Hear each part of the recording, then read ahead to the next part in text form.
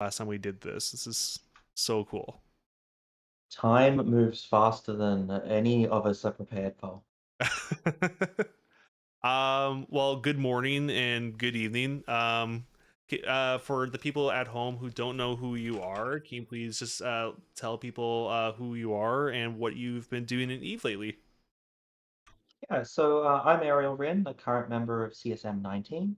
I'm primarily a third-party developer, but I've kind of been out and about in Eve. I've done everything from helping to run a small to medium Australian time zone alliance. We were probably the largest AUTZ group at the time.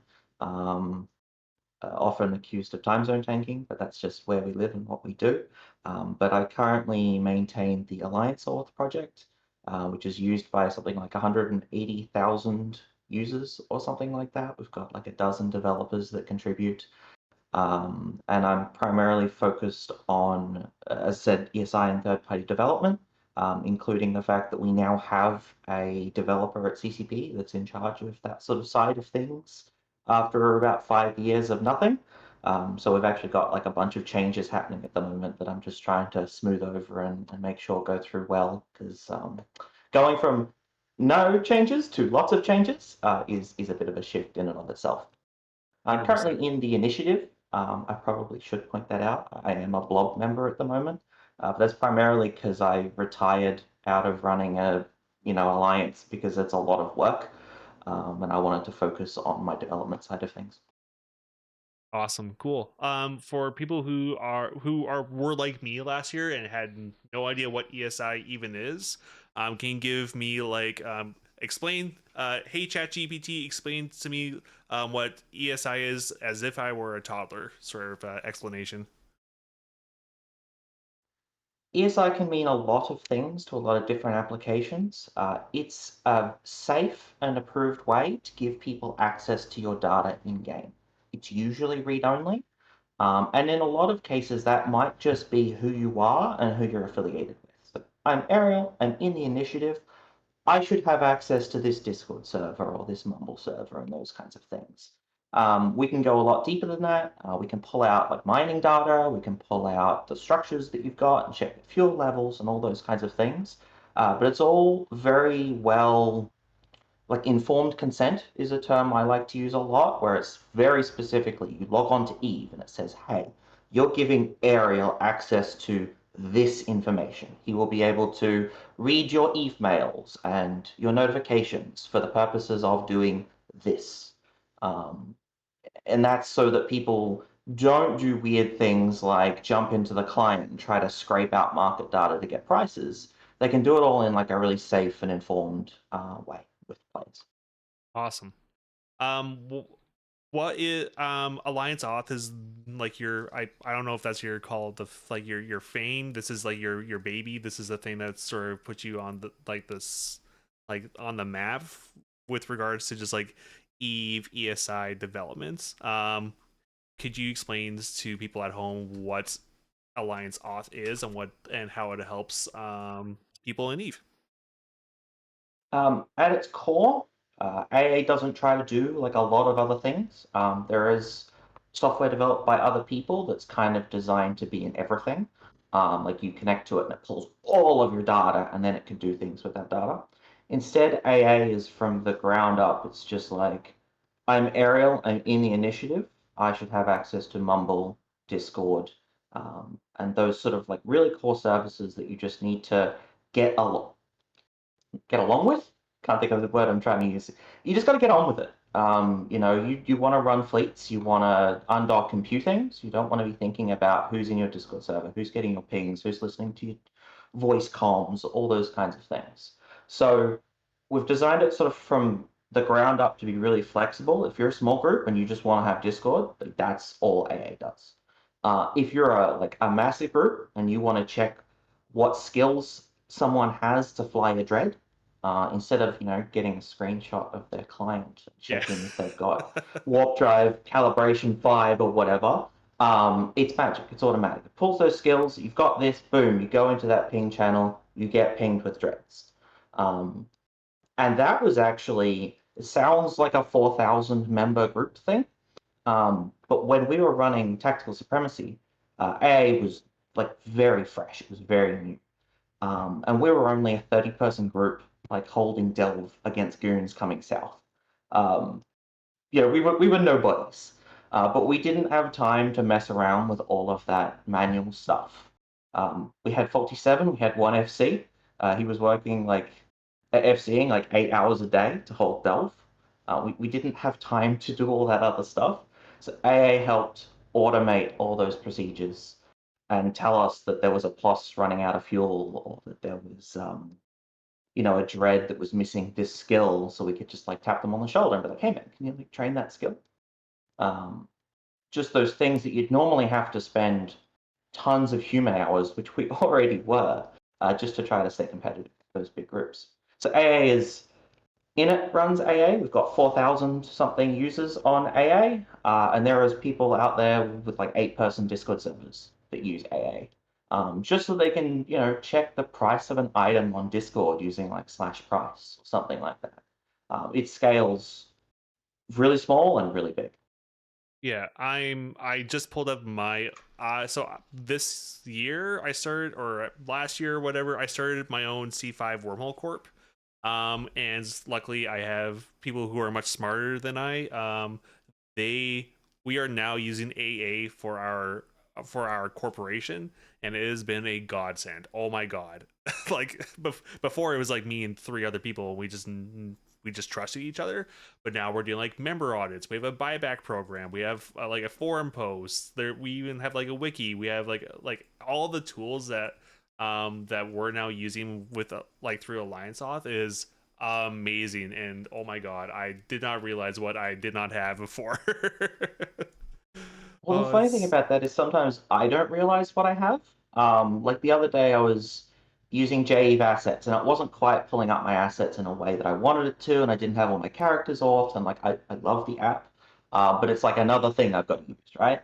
And then I was like, wait, I have an assets thing in auth, and I just went in, and turns out all of my assets were there, and I could have just been using this from the beginning.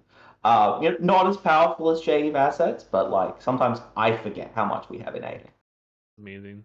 Um, just talking about AA for a minute.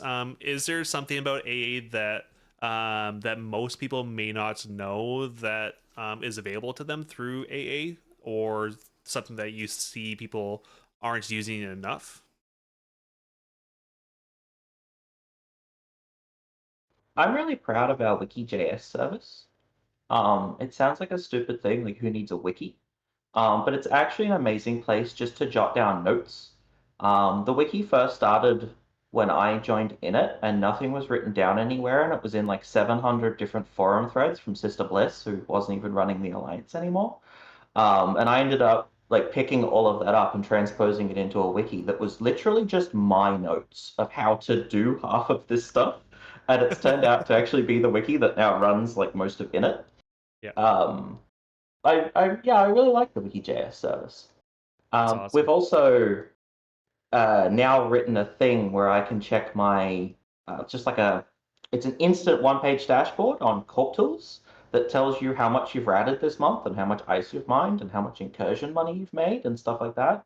Um, and I really hate looking at that page because it tells me I'm a giant crab. Yeah, I looked at that before. I'm like, where? How am I making money? Like it says, like, I don't know. Here, I'll try to pull up my guy here really quick, or maybe I can't find that right now. Member audits. It tells me my yeah. So I've ratted 2.5 million ISK this month. But I think that's from me just going into nullsec and I'll shoot a rat that's like has somebody tackled on gates. I'm like, that's not right. But I make all my money from blue loot, so yeah, that makes sense. It's funny how fast that stacks up when someone else shoots a rat on the gate and you do that 20 times. It's like, oh, I actually made money here. Look at me. I almost paid for Heron. Yeah. That's awesome. So you were on CSM 19. What sort of things were you hoping to achieve on CSM 19, and were you able to get that done this year or last year, I should say? So I gotta be careful what I say here. I know, yeah. Eve CCP has a weird culture where, like, I don't know, there'll be an ESI bookmarks is probably a great example here. There used to be an endpoint to see all of your bookmarks. Um, CCP redesigned the bookmarks endpoint entirely. We've now got shared folders and all those cool things. But when that happened, ESI bookmarks broke. And it was kind of like, well, who's responsible for fixing that? Is it the ESI team, who there was no ESI team at that time, which was half of this problem? Is it the bookmarks team? Is it the people that designed bookmarks 10 years ago? There's kind of it's hard in CCP to say who's responsible for something or what's in scope. And what I really wanted to be able to do was just be in that room, and every time they come up with a feature, tap on the desk and say, "Hey, like that's going to break this in ESI, or it's going to break this in ESI. Are you adding that as an ESI endpoint?" And just keep that in people's heads. The reality is, like, I can't dictate policy and what is in scope or not. And ESI is probably one of the first things that gets bumped when they go, well, we've got 7 days left to fix this feature. It's going in the next expansion. It's going to take a week to do ESI or a week to fix it. Like, which one do we do here? So I fully respect that, like, we're the follow-up patch in a lot of cases. And that's just, we're not as sexy as like a client feature. You launch the game and a big thing pops up. Like that's really sexy and it launches expansions and stuff. Yeah. But I just want to be able to keep that in people's minds. And literally, I walked into the CSM summit in Iceland in February, and I think it was before we introduced each other to like say who we were and what our specialities were and stuff. They went, "Hey, just want to let you know we've hired an ESI dev. They start in like 2 weeks." And I kind of went, "Well, I brought my boxing gloves. Like I was ready to go. I was ready to defend ESI and say it's really important." And for that whole week in the summit, I kind of just sat on my hands and got everything that I wanted. Oh my It was god, that's quite so good. it. It was awkward. Um, Definitely pivoted. I've got a lot of other like knowledge and expertise and stuff. But instead of going, "Hey, ESI is important. We need to develop it," I've had to pivot entirely and, "Whoa, slow down a little bit. We're maybe moving a little bit too fast," um, which has been interesting. Definitely prioritizing what we can move fast on, what's safe to break. Like, hey, we can break this, but as long as we leave that okay, everything will be fine. Hey, we can break this, but can we leave the old system in place for 12 months so that people can move ahead and transition to the new system? There is a lot of stuff changing in ESI at the moment. We've launched like a whole new version of the endpoint. We've got rate limiting coming. Some endpoints have been dropped, like bookmarks. We finally officially dropped that, so people don't think it's coming back. So it's just been a matter of not slowing down development, but like pointing it in the right direction and making sure it doesn't break stuff. Awesome.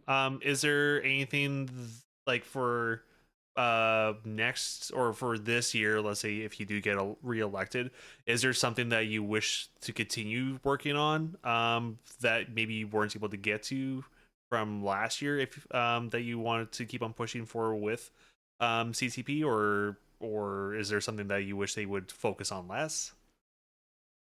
Um, it usually takes 2 to 3 years to see an idea actually come to fruition. That's just like development cycles and kind of how things go. Um, we have been like purely in break fix mode. We've been catching up on 5 years worth of stuff that was completely broken. We haven't really touched Equinox Solve, which was, when was Equinox? Like 18 months ago now or Yep. something. Yep. We still haven't really gotten that into ESI in a way that makes Equinox not suck. Um, Not a fan of Equinox, but there's just so much stuff that's human at the moment. I'm probably giving away some state secrets here, but I had a look at Init's like teams. That could be SRP, that could be Solve, that could be infrastructure, it could be fueling, like whatever team that is. Yeah. There's 180 people in our Teams group. Oh, That's a heck of a lot of human hours just to play a video game. So I really want to start paring some of that back. Um, I don't like full automation, like no one does. There should be avenues for people to make mistakes. But when it's data that's visible in a game and you have to just click 180 times to change every single one of your Skyhook ACLs or something like that, that's not fun. That's not emerging gameplay.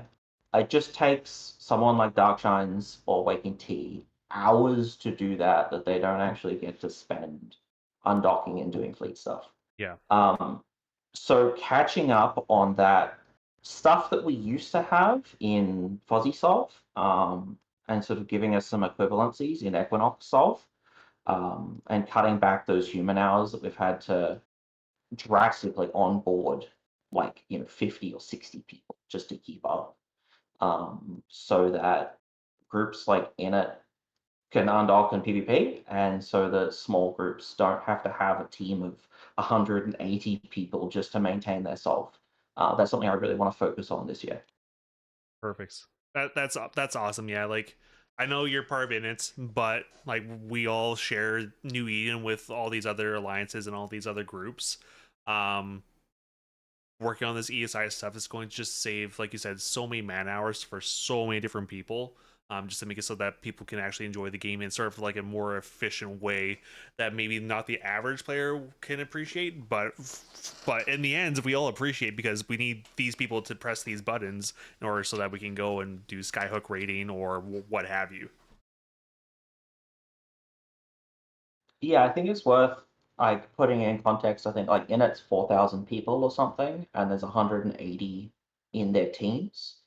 I remember Tickle Tactical Supremacy was probably like anywhere between 30 people at like the beginning to like 100 in the end. And that probably had a dozen people doing all the work, and that's because we had like a lot of great people that wanted to do that work. Um, but that's not that ratio doesn't line up with the current Eve, I guess. Like you can't just have a 100-person group with 10 people doing a job anymore, because it's more than that amount of work. It doesn't scale linearly with your amount of people. Equinox Solve to touch and to work with is just drastically more flat people. It's not a ratio of people in your alliance. So it's very dramatically affecting small groups. Um, Monkey had a good question. Is ESI ever going to be more beginner friendly?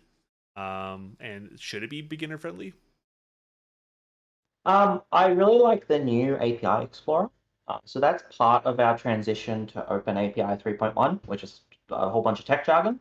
But along with that, we've been able to develop a new website that lets you play with inputting data with ESI and getting a return back.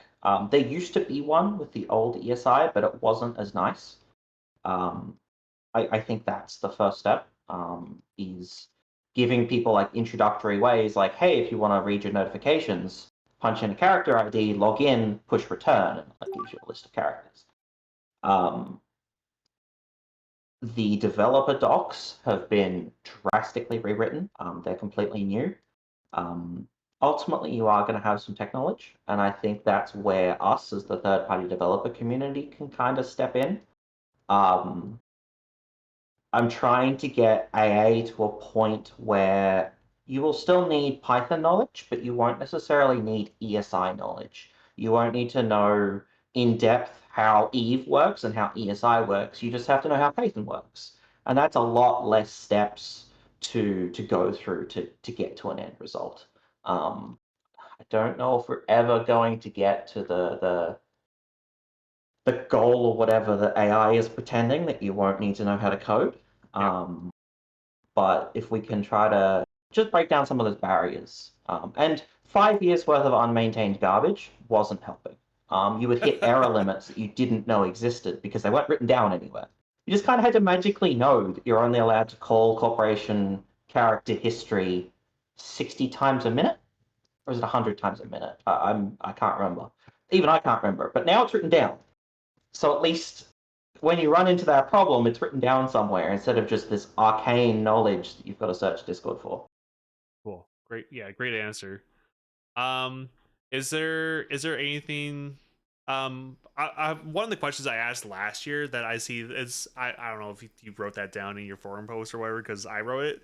But ESI puts too much power into the big blocks. Like ESI sort of just is sort of like a bit of a boogeyman where it's just sort of giving some groups just too much information, too much leaking, too much OPSEC about individuals, or it's sort of like a force multiplier for bigger blocks. Um, what's your arguments against that? I mean, I went on a little bit of a tirade earlier about the size of Init's infrastructure teams and stuff like that, and ESI isn't necessarily helping too much on that front. Um, but I I just don't think that's realistic. You could remove ESI tomorrow, and I can tell you that the only people that would still be able to maintain a Discord server, and I'm going to say a Discord server with any sense of security. You don't need ESI or AA to have a Discord server, but to have absolutely any idea of who is in that server within about a week, you need ESI. It's as simple as that. You either need ESI or you need 100-person team that can sit there and scrape every single one of your members in game and check that they're still in your alliance. Um, you need a person in every corporation that's going to sit there and manually go, I've removed this person. What's their Discord ID? What's their Mumble username? Send that to your IT administrator. You now need 10 IT administrators to sit there and process every response of the people leaving. And that starts to kill you even at like 100 people. Tactical Supremacy was like 6 corporations. And one of them was high all the time, and one of them was filled with old men. Great people, love those corporations, but like they weren't technically savvy. They would have functionally no idea if someone left their corporation or alliance. Um, that's just because that's not what they want to worry about. Yeah, They want to smoke a bowl and go on dock and like lose stuff. That's just what they do. Whereas me in the background in ESI, we smoothed over all those bumps and made sure that they could actually undock and do stuff. So I don't. I genuinely think it's the opposite. And until you've kind of been in the scenario where you've run an alliance, you kind of don't understand that. yeah, How much work it is and how much work ESI smooths over, and how much you would just need a massive team of people to do all this stuff manually. yeah, You would need a person staring at an Eve client to be able to compete with these massive groups that can just always have someone around them. That's not fun. no. Like I'm very fortunate to have both people smoking bowls before they pop into Discord and want to hang out. And very tech savvy people. My co-CEO, I say I'm the face of the corp, but he's the brains and does all the like the heavy lifting in the backgrounds. Like we're a corp of maybe like 20 to 30 dudes, like real people. Um, the fact that he's able to scrape as much data as he is, in order to protect like our home, my little wormhole that I live out of, using like just ESI information is absolutely fantastic, and it's a huge force multiplier of him because like you said, if we didn't have ESI, we wouldn't be able to go and do the fun stuff, which is like going on docking and dying and having fun with the friends, right? So yeah, no, Think you I completely agree with you now that like ESI is like you need it. It's a huge force multiplier. And in wormhole space, you know how important it is that you know who everyone is, what all your structures are, what's seeded in your hole, and all those kinds of things. That's really important information. Um, and people still manage to screw that up, even with ESI. Um, was it Cindy that had a like HK Corp in their main hole that like had structures anchored and had entire doctrines seeded inside their corporate hangars? Like ESI didn't prevent any of that. They still got absolutely dumpster slapped because they were dumb and didn't look at the information available to them. Yeah, it's amazing. We've been talking a lot about like the ESI side of things. On like if you were to be reelected to CSM for CSM 20 season, would you want to be focusing again on ESI primarily, or would you want to be focusing on other aspects of the game that aren't ESI? I most definitely have opinions on nullsec. Um, I am. It's funny. I've kind of been saying this to Shines that like I'm not the strategic pick for Init. I don't want a group the size of Init. Um, I have strong opinions on breaking groups up and of giving people opportunities to skirt around the edges. You always have big blocks, but you need gaps for other people to fit into. I've been there. I've done it. I've walked the walk. I retired when we had.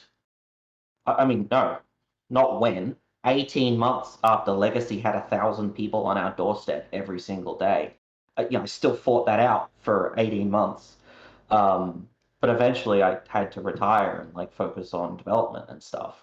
Um, where am I going with this? So I have a lot of opinions on nullsec and groups fitting into the gaps. I have a lot of opinions on skill ceilings. Um, I really like things like 100 Mangilas and like high tank 3 bill Lokis and not dying. I've probably clashed with a lot of people that think you should just be able to kill someone because you said so. I don't think that's true. I think you should be able to kill someone if you're better than them. Um, and we've actually seen that in the reversion of surgical strike. That's something I strongly, strongly supported. I don't think someone should die because of no fault of their own. And what surgical strike was doing, it was a reduction in resistance mods, was it meant that you could just kill someone if you brought enough people. You could just kill someone if you said that person needs to die. It didn't matter that they were in a highly skilled doctrine. It didn't matter that they were in a tight and cohesive fleet. It didn't matter that they were doing absolutely everything correct and you were shattered armor and you were doing absolutely everything wrong. It still meant that you could kill that person. And that patch, that reduction of resistances, was pretty much the main reason that I ended up just getting sick of trying to outcompete the blobs and retiring into Init was one of the many reasons. So getting rid of surgical strike and allowing people to actually outskill fleets, that is. I can't talk about a lot of the other things that I discuss, but that probably like epitomizes what I really want to try to support in Eve. I'm also very able to just sit down and shut up and go, hey, Seto, you know Dread stuff, talk. And I think that's really important. I might have opinions or something, but like this isn't my knowledge area. Yeah. Um, so I can definitely just sit down and go, Kenneth, you talk about industry. I've built stuff and I have like my personal feelings, but you know how it works in the like trillion-esque scale. Um, yeah. Cool. But I've also been there and done it. So when someone is just kind of saying, I know everything, I'm the experienced person, I can talk out of my ass for 3 hours, I can go, hang on, no, I've lived in a C5 magnetar and I've crabbed. That's like not how it worked or how Yeah. it used to work, and I can still apply that context. That's good. Yeah. No, like it's very important to have someone such with your specific knowledge when it comes to ESI because it's so prevalent through just everything that's Eve right now.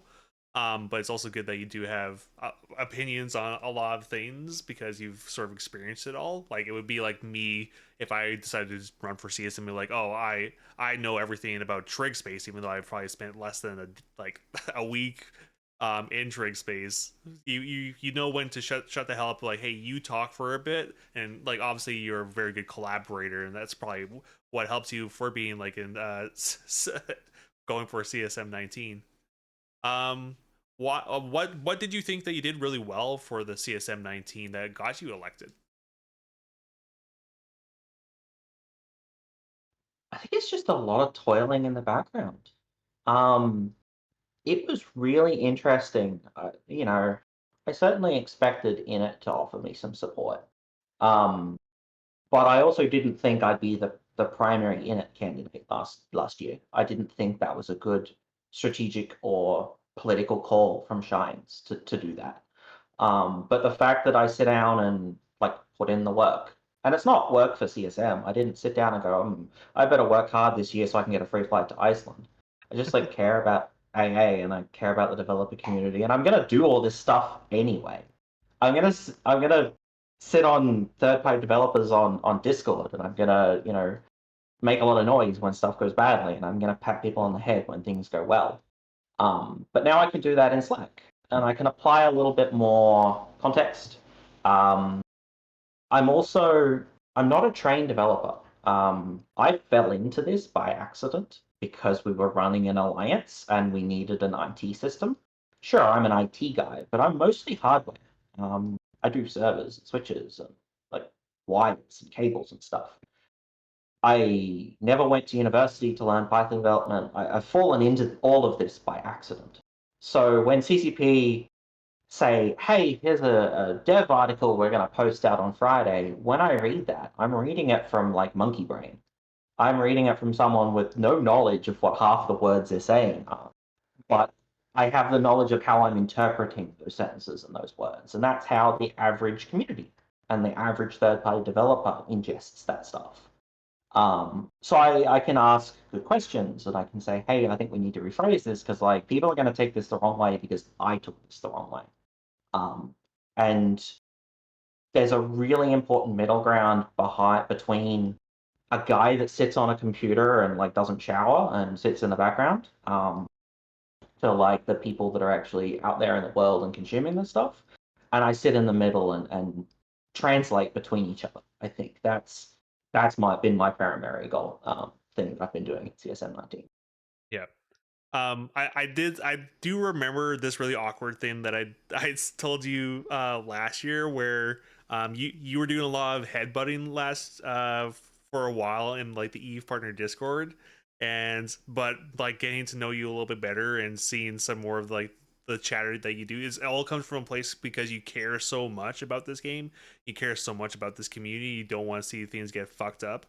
And like that's why I voted for you last year is because you obviously care a lot about what's going on in Eve, and the fact that you do so much work outside for so many different people shows that you're obviously a leader and somebody who should be put into position where you can directly interact with CCP at more than just an Eve partner level, but as a CSM member.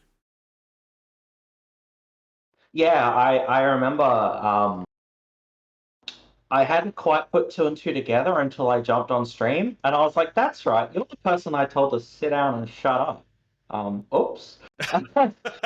Hopefully that doesn't color my CSM interview. Um, we were also in a pretty dark place. I was Yeah. probably in a pretty dark place before CSM 19. And I actually had a lot of people warning me not to run for CSM. They just said like you're uh what's the word I'm looking for? But not politics. Anyway, you would not mesh with the CSM. You would not be able to take it when CCP say no. You wouldn't be able to sit down and shut up when you need to. I had so many people warn me of that. I'm like, actually, I know I can. I just sometimes don't because I'm not in a professional setting. I'm in a game room setting. Like that's a very different environment. Um, and I think even people at CCP that have known me from the AU environment were kind of blown away about how different I am on the CSM, and interacting with CCP. They're just like, that's not the person that I know from 5 years ago. There's no way that is the same human being. But it's different. It's 100% a professional environment. You are talking to someone, it's their job. Yep. They might be really passionate, but they come to work at 8 o'clock and they work till 3:45 or 4:30. I don't know how long they work. And then they go home. Some of those people go home and play. Some of those people don't. It is, you are talking money and dollars and a business and investors, and it's a completely different ballgame. Yeah. 100%. Awesome. Cool.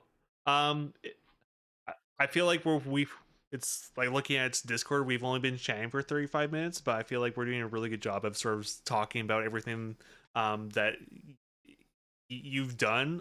Is there anything specific that maybe we haven't talked about that you want to share with people with Twitch and YouTube later, or um, yeah, I guess like, is there anything that you would like to share?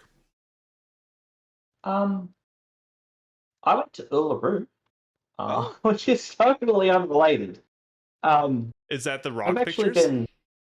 That is the rock pitches. It is a massive rock in the middle of Australia. This is probably my first like 4 or 5 days of actually properly CSM campaigning this year. I went camping with family because it's really important to me. So I'm catching up on a lot of things. Thank you for fitting me in on short notice. Oh, no Um, worries. no, it's been great. Yeah, I saw a giant rock in the middle of Australia and stood on top of my car and like tried to fight with the CSM form. It's a really bad form. It probably took me like 10 or 12 attempts to actually get my CSM campaign through to CCP. Oh, I even geez. had Lumi messaging me being like, hey, I received your driver's license and like passport, but I didn't get anything else. What's going on? So that was fun. So I'm just kind of actually, even myself, catching up on third-party developer news that's happened in the last like month. I'm catching up on like patches that have happened in the last month, which has been fun. I just wanted to share that I went to Uluru because if you are Australian or thinking about coming to Australia, a big rock in the middle of the desert doesn't sound like much, but it's a big It's a rock. big rock. Yeah, I'm looking at it now. But you got big It's forehead, but that's a big fucking rock in comparison. Yeah, I know, dude. Um, it's a 15-kilometer drive to drive around this rock, and the whole time you're just hanging your head out the window because the sun changes. You're on different angles. It's just mind-blowing. I still can't quite get over That's amazing. That's so that's it. If that's that's the first, you're the first person who's just like, by the way, I did this really cool thing. Let's check it out for a second. That's amazing. um, yeah, as I said, I only got home a couple of days ago, and I'm still unpacking the car, my swag, and like all that kind of thing. Swag is a Australian small Australian tent. Um, so I still haven't quite recovered from that and doing all my CSM stuff. So you're my first on the deck proper like CSM interview. I Oh, think I've got he my. called me a proper interview, guys. It's real. It's real. We're doing it.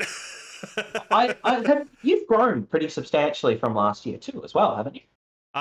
Yeah, well, I got a Twitch partner this year, and I think I've almost doubled how many followers I've gotten since last year. So yeah, things are going pretty good for me. I still can't quit my day job yet to do this, but maybe one day, maybe one day. I saw you went from 12 to 14 something. Sorry, 2 to 14 something interviews, 15 after today. Um, Watch out because next year you're going to be doing 60 interviews. Oh my god. I was like, oh, I want to do the interviews this week, and I was brave enough this year to be like, oh, I want to reach out to more people, and I've had people reach out to me, be like, hey, you should interview me, you should interview me, you should interview me. So it's like I was booked solid this week. Like it was absolutely insane, and I'm feeling very blessed that people want to come on to my small Twitch channel and promote themselves, which has been really really cool. I heard did Drake run long? Trust me, you're not alone on that. No, he it was 3 a.m. when he woke up to come onto the interview. So he like I called him like, oh my god, did he sleep fast? And he did a little bit, but like again, like it's just like really cool of him to like, you know what, I'm gonna fuck up my entire day just to come and chat with you, Shad. So I yeah, I he's think it was I think it was Drake. His like 45-minute presentation went for an hour and a half, and someone forgot to hit record, so he had to do it again at the summit. Um, Absolutely props to him. He did the whole hour and a half again. recorded that the second time. if I Like didn't have mad respect. yeah, if I didn't have you and Olanium before, he could have talked for 3 hours straight, and I would have been happy to have listened to him the entire time. He's a very he's some of the stuff he's done in Potchman, I didn't realize that was stuff going on. Like he shared the story about like the one guy basically pointing out like an IRL hit on this other guy who was messing with him. Like I'm like that's insane. Tell me more. Yep. There's a lot more to that story that we got at the summit. That's where I gotta end it there. It's even more interesting than you know. Oh my god. I could have talked about that for 24 hours. It was brilliant. So cool. Right on. Well, I'm going to probably let you go here, Ariel, unless any final words, any final comments you want to tell the viewers at home why they should vote Uh, for you. Um, why they should vote for me because I'm amazing. I'm Australian. I'm good looking. I have a forehead that could advertise anything. Um, I think I've really shown what I can accomplish on CSM 19. I want to link to the developers blog. This is kind of like, the patch notes and stuff you see from CCP, but this is like the backend focused stuff. This is the blog that tells us about changes. Um, so much of it is techno garble. It is not targeted towards you guys like whatsoever. But you can scroll through this like page and just see like the headline tokens and what's going on this year and how much we are actually changing. To see that this is how seriously CCP took ESI when we sent them a signal with electing me and saying, hey, this stuff's important. I got at least another year to follow on to this. I'd like to go for a third and then time out. And that kind of lines up with CCP's development timeline. It takes about 2 years for an idea to fully come to fruition. Um, yeah, I lost my train of thought there. Vote for me. That's all I Yeah, got. yeah. Cat girls. I cat ears. There's Oh, some of that going around at the moment. not I even don't cat actually ears, think I cat should girls. probably Bet. look. I don't think that should actually make it to the game. Shut up. No, But I also it wouldn't needs be to. mad if it does. It needs to. I need cat ears. Oh my goodness! Please, please, CCP, give me cat ears. Give me some more goofiness in the game. That's what I really need. Awesome. I will let you go here, Ariel. I hope you enjoy the rest of your day on the other side of the planet for me. And it was a pleasure talking to you again. Thanks, buddy. I will see you next year. For sure. Take care. Oh my goodness. Yeah. Again, really awkwardly. I told him that he's a jackass on the last year's CSM interview. Because he was such a such a cunt in like the Eve partner Discord. I have since taken that all back because he's actually a wonderful human being and he obviously cares a lot about Eve and about everybody and everything. So I will be voting for Ariel Rin again. Just full disclosure. He did not pay me to say this. He did not do anything to help me out with this. I just like we need ESI. We need people to be supporting the back end of Eve. Just because it's sort of the backbone and it's again a force multiplier for the developers at Eve, where they can get community supports to be able to push cooler things out. It's not saying ESI isn't cool, but the big flashy things. So again, Ariel, thank you for coming on tonight.